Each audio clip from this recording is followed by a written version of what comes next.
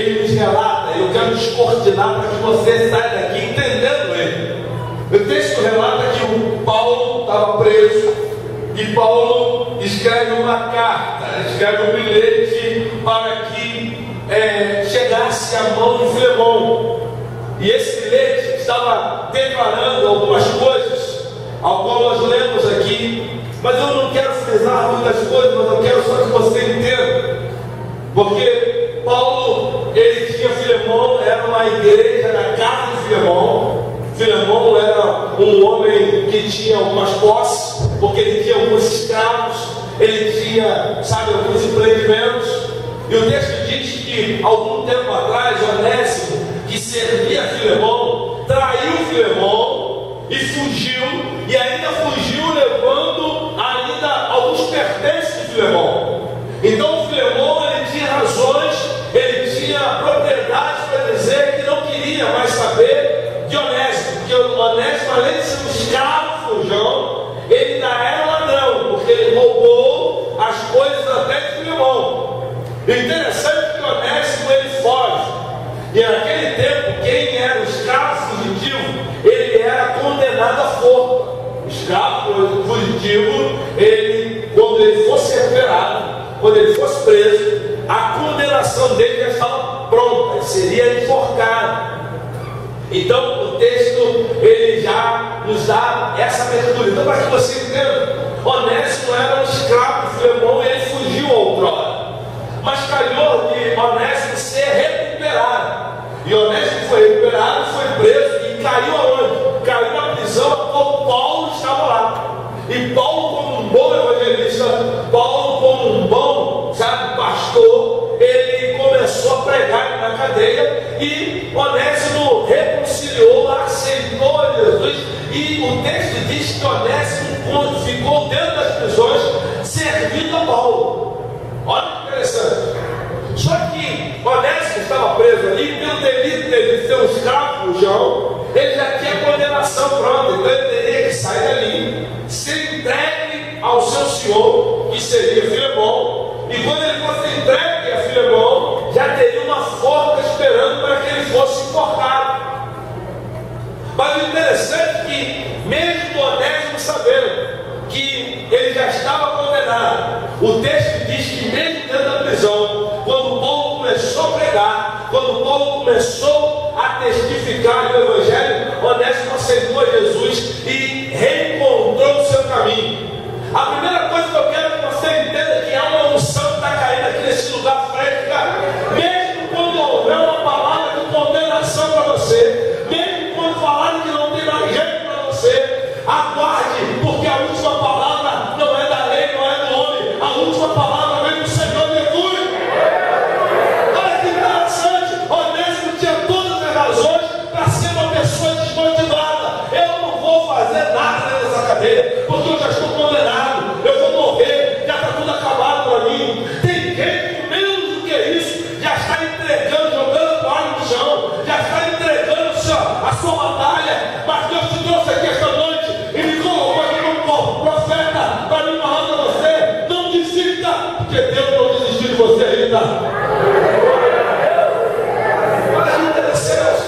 O texto diz que Onésimo, lá dentro da prisão, ele tinha razão. Você é Paulo para quê? Já estou condenado, vou morrer enforcado. Para que eu vou ficar com esse negócio de igreja?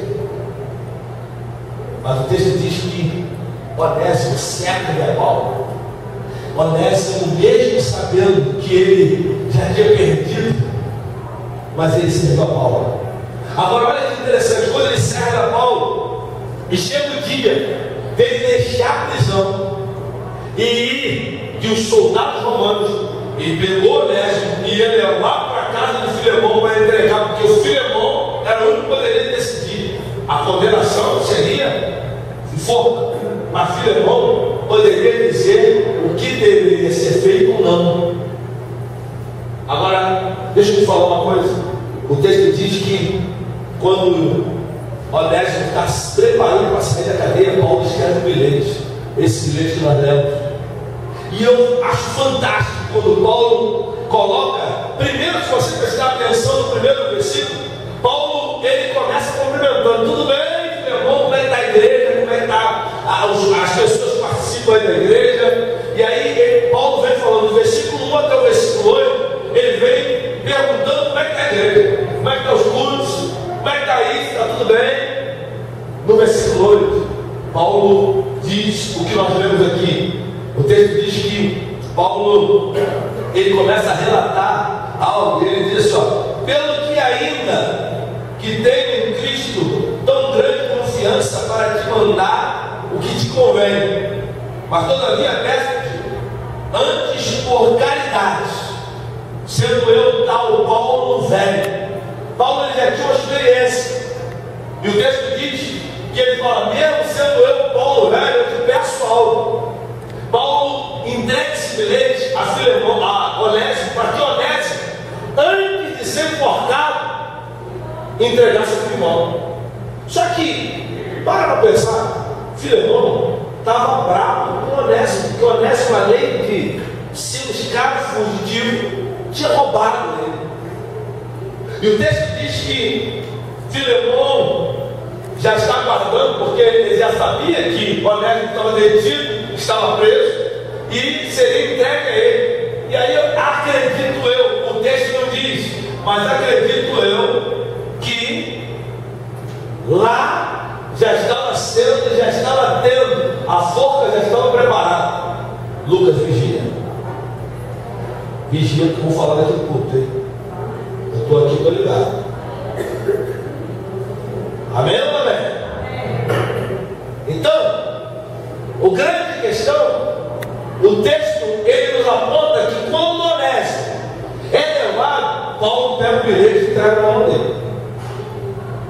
Mas eu acredito que Onésimo falou para Paulo, Paulo, não vai dar, não vai ter jeito, eu vou morrer de qualquer jeito. A forca era preparada.